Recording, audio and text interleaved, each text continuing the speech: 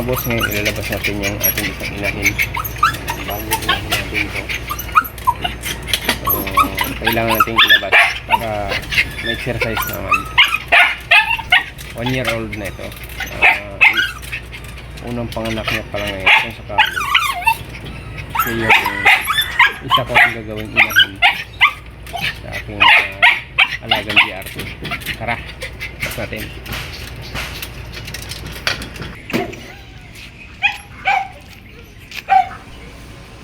Yan mga boss, napaka hyper nya, excited na lumabas kahit na malapit na mga anak. Kita nyo naman yung tilwaging. Ayan, tuwang-tuwa din yung ating bodyguard. Tuwang-tuwa siya dyan sa aking GRT. Kaya sumama siya paglabas. Sinusundan siya ng aking aso. Wala dito sakyan. Ayan, may sasakyan. Yes, siya. Oo, hayaan mo. Pauduin natin.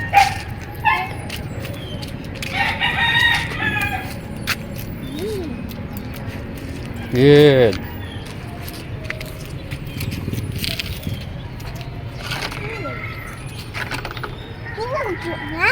Huwag mo ganyan, huwag yan, baby.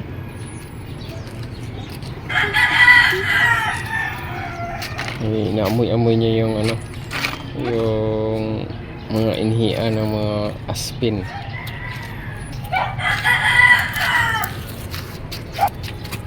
Parang takot pa siya sa paligid kasi madalang ko siyang ilabas. Kailan siya nagbubuntis, saka ko palang nailabas. Kaya ganyan yung behavior niya. Medyo nakabahag yung buntot pag ilabas. Pero nakakautay-utay na ang ano, nag-a-adjust na rin siya.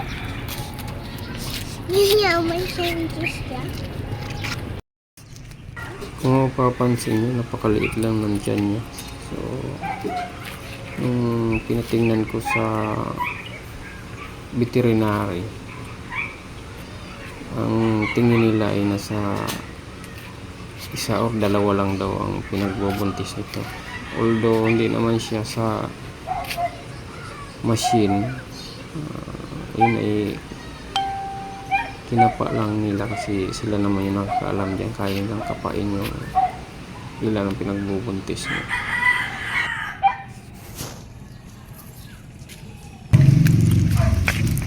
Ano pa ka-hyper ng ating GRT, no? So ngayon ko lang siya nilalabas kasi malapit na siya manganganak. Siguro mga 1 week na lang manganganak. So kailangan natin ilabas-labas siya para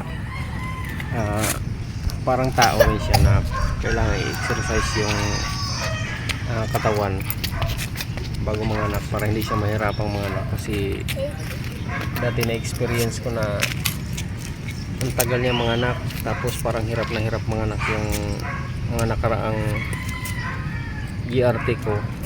So nung ginawa ko nung pangalawang pagbubuntis, inilabas ko sila, naging madali na yung kanilang pag-anak, hindi na sila nahihirapan. So ito unang anak pa lang niya 1 taon pa lang ito. Sana hindi siya mahirapan kasi nilalabas ko naman na mga 1 week bago mga anak, kailangan natin laging ilabas. So itong mga ilang araw na lang,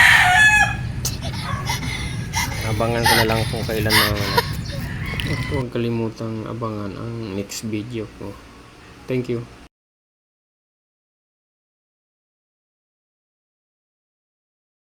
Abangan na lang ang next video ko. Thank you.